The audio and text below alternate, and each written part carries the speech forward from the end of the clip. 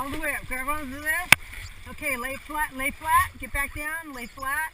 Stay right there, okay? Clear. Stay right there. Don't lean.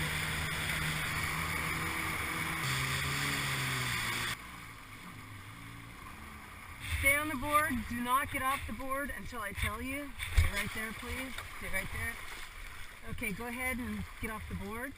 Okay. So go ahead, lay back down on the board. Come on down here, Jason. So let's say we have a patient on board here going to the other side.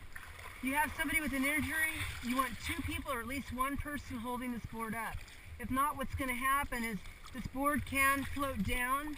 Let go of it. It can float down, he'll start to float away, especially if there's any surge. So maintain this in an upright position. Then you'd have somebody disconnect the 3 points. You'd have tall people in the front, short people in the back, and you'd walk and lift all at the same time.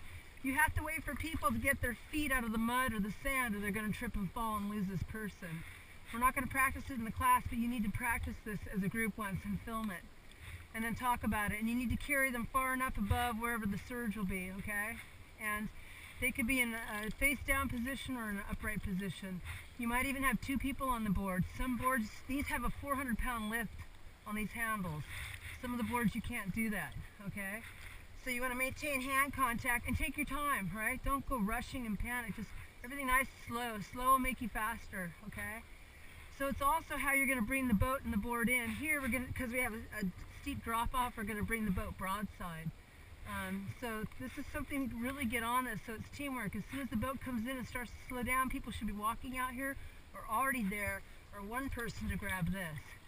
They can pretty much secure the boat, and the boat can, you know, spin or swivel on them, and then the operator can start to do the disconnect. Then you can drop this in the water and float them in the water too. So you can kind of keep it in the water and float it till you get to another area, but watch it with surge and waves.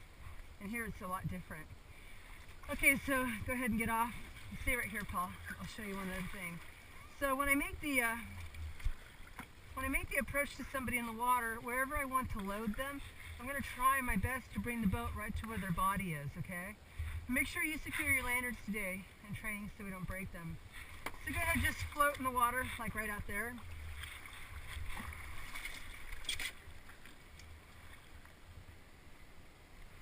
Clear. Remember, wherever your bow ends up, you're committed.